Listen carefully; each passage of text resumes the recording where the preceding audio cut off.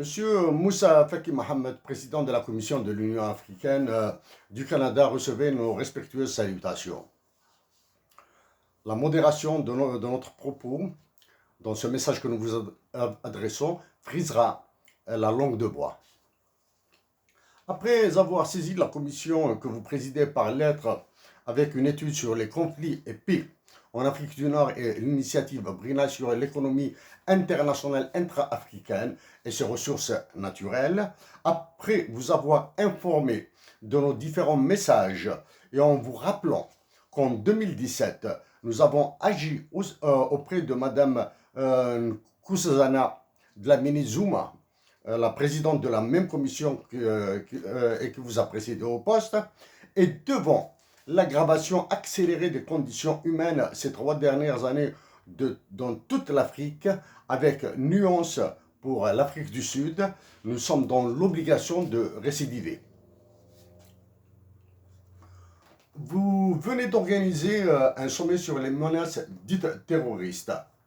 Avec les violations massives des droits de l'homme dans certains pays africains comme l'Algérie, la Libye, l'Égypte et le Soudan, avec les menaces de famine sur les nations et peuples africains, y compris l'Algérien, l'explosion de nouveaux conflits armés, même si nous préférons dire guerre au lieu de conflit, nous vous disons notre immense déception sur votre ordre du jour. Nous vous aurions dit notre joie si vous aviez débattu, pris des décisions et agi sur les crimes en dépossession des Africains de leurs richesses, le terrorisme monétaire en Afrique et les insoutenables ordres de certaines organisations internationales. Nous illustrons ces mots préliminaires avec un cas réel. Les ratios des populations, PIB et pouvoir des monnaies de l'Algérie par rapport au Maroc sont respectivement de 1,19, 1,26 et 0,07 et de 3,71, 3,48, 0,02 par rapport à la Tunisie. Alors que ceux du Maroc par rapport à la Tunisie sont de 3,12, 2,76 et 0,31. Ainsi, nous justifions avec une preuve empirique, une analyse positive, notre qualification de fasciste de la politique monétaire de l'Algérie et notre opposition radicale à sa dévaluation depuis 2015. Nous parlons de la dévaluation du dinar algérien. Le dirham marocain est plus puissant que le dinar algérien. Il achète 14,7126 dinars. Le dinar tunisien l'est encore plus. Il achète 47,9889 dinars, alors qu'un dinar tunisien achète 3,2729 dirhams marocains. Les voici les chiffres. L'Algérie par rapport au Maroc, l'Algérie par rapport à la Tunisie et le Maroc par rapport à la Tunisie. En jaune, bleu et rouge, les ratios respectifs des populations, PIB et pouvoir des monnaies entre l'Algérie, le Maroc et la Tunisie. Ces données ont été puisées de la Banque mondiale le 29 mai 2002. Le voici.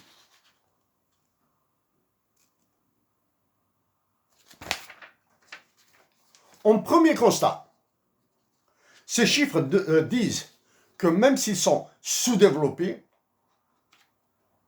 la Tunisie et le Maroc sont plus performants que l'Algérie. Ces chiffres nous disent que même si les 3 pays sont sous-développés, la Tunisie et le Maroc sont plus performants que l'Algérie. Cette première déduction sera identique à celle des économistes de la Banque mondiale et du Fonds monétaire international que nous avons sollicité en vain pour des discussions à Washington sur le cas de notre patrie, l'Algérie. Avec comme modèle notre patrie, l'Algérie.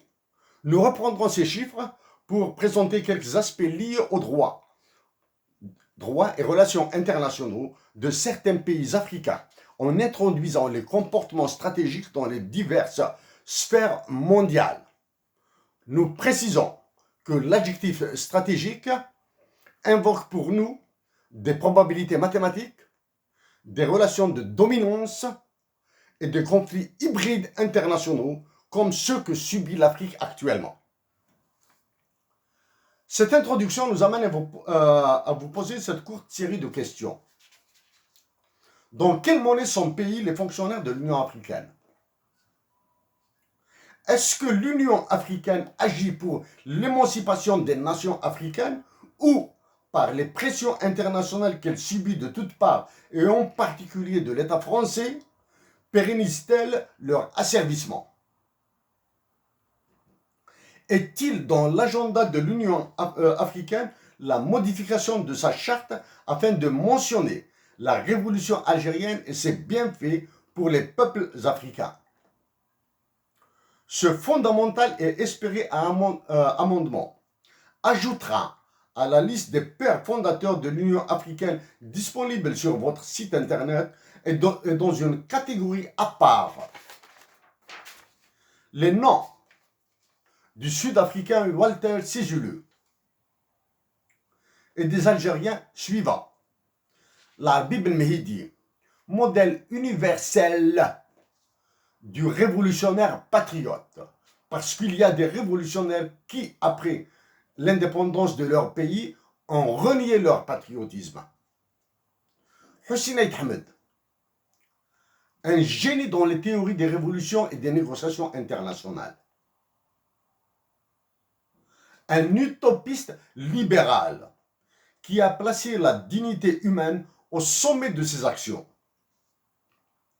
Abban Ramdan, un stratège qui a réussi à offrir, en plus de l'Algérie, leur libération à d'autres pays africains. Nous ajoutons que Hussein Eid Ahmed et Walter Sisulu ont pris conscience des souffrances de leurs compatriotes presque au même âge, à 16 ans. Quatrième question.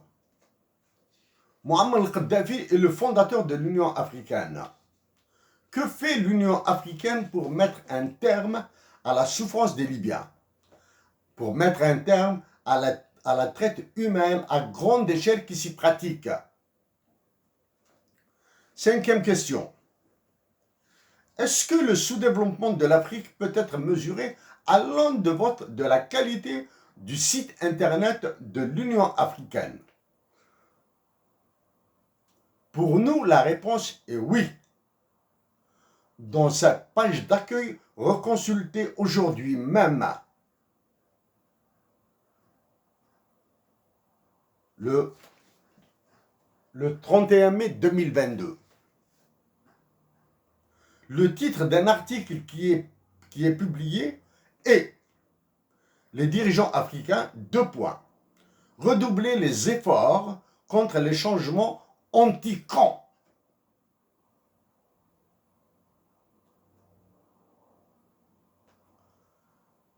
C'est le titre que nous relisons. Les dirigeants africains, : redoubler les efforts contre les changements anti-camps. C'est le titre d'un article publié sur votre site internet, sur le site internet de l'Union africaine. Le mot péjoratif camp, en français, est traduisible par idiote en anglais et par extension anti-camp serait anti-idiot. Nous vous demandons de considérer cette remarque comme un révélateur de la honte de certaines armées africaines, comme celle de votre pays, le Tchad, et le nôtre, l'Algérie.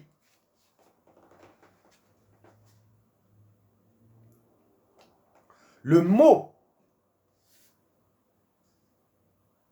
en 2019, Nous avions dit au précédent chef d'état-major de l'armée algérienne que la destitution du président allait conduire l'Algérie à un désastre.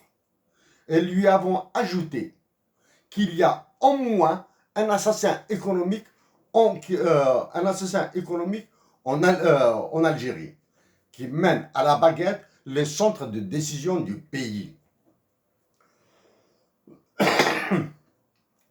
L'insensée dernière action, l'insensée dernière réaction de l'état-major militaire que nous détaillerons dans la suite a révélé que ceux qui tiennent l'Algérie sont encore plus puissants que tous les généraux algériens réunis.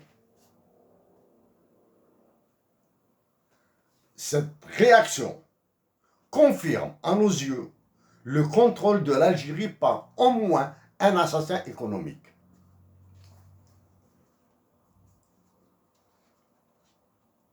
Monsieur le président de la Commission de l'Union africaine, nous joindrons ce texte à la diffusion de notre présent message. Monsieur Faki Mohamed Moussa, nous allons changer de registre maintenant.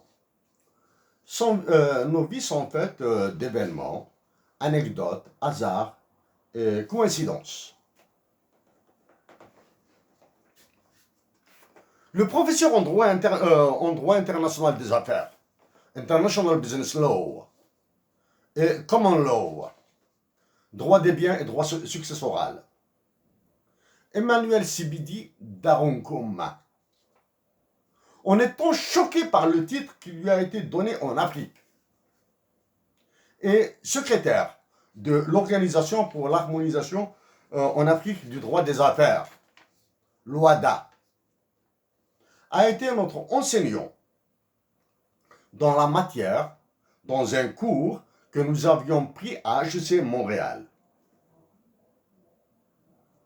Et le professeur Chehab Chachour, un immense connaisseur des économies de l'Afrique et du monde arabe, a été aussi l'un de nos enseignants de macroéconomie à l'Université de Montréal. Ces deux hommes sont des africanistes. Pour l'affection qu'ils avaient envers leurs élèves que nous étions, ils nous ont appris beaucoup dans les échanges extra-universitaires que nous avions eus. Si le professeur Emmanuel Sibidi Daronkoum nous a esquissé le niveau de la pratique du droit international en Afrique, le professeur Chachour, qui, après avoir mis un visage sur notre identité scolaire, nous a respectueusement et fermement imposé de travailler sur la Libye en plein conflit, sans données chiffrées, pertinentes, actualisées, et fournir une perspective sur son futur. En citant ces deux professeurs, il faut comprendre que nous avons lu tous les droits internationaux publiés sur votre site internet, sur le site internet de l'Union africaine, et que nous maîtrisons la démarche pour définir de nouveaux indicateurs pour synthétiser une situation donnée. En plus des indicateurs internationaux utilisés, nous avons maintenant la possibilité de définir d'autres indicateurs. Et nous vous avons donné un échantillon sur les ratios.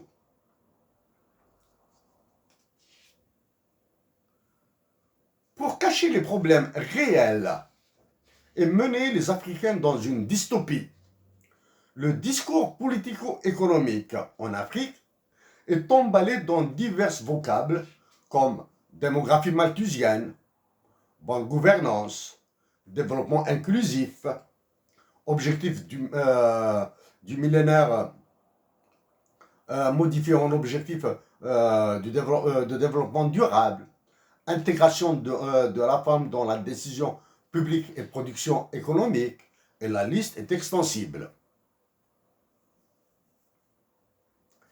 Élevé dans une famille extrêmement pauvre, qui a bénéficié de la solidarité des proches, enfant naïf et sans comprendre les causes, nous avions vu la discrétion des larmes de notre mère. Bébé, à la différence de nos autres frères et sœurs, c'est ça, les seins de notre mère, et pas poitrine, étaient secs. Ce qui nous a privé des bénéfices divins du lait maternel. Adultes, nous avions connu le strident son et la déchirante musique de ses larmes. C'était la matinée de notre départ pour exécuter nos 2 années d'obligation militaire en Algérie. Pour nous, ce son et cette musique sont la forme sublime de l'amour.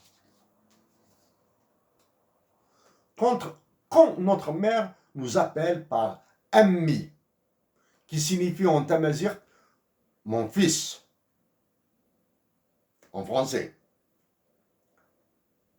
ou bien my son, en anglais.